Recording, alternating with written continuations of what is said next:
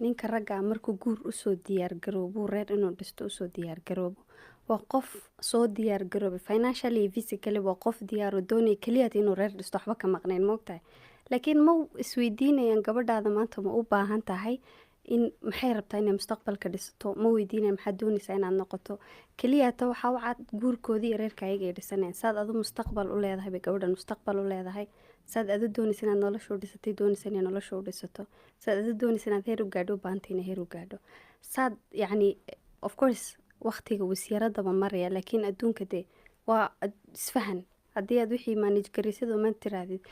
maadaama businesskaygu saa u socdo 3 saacadood baan shaqada soo joogaya inta kaletana gurigaygii reerkaygaan haysanaya ma fahantay laakiin in lagu xujeeyo gabadhi maanta dhan inay gurigeeda fadhido waxba ma qabanayso tv-gaabay daawanaysaa laakiin ka waran waqtiga ay haysato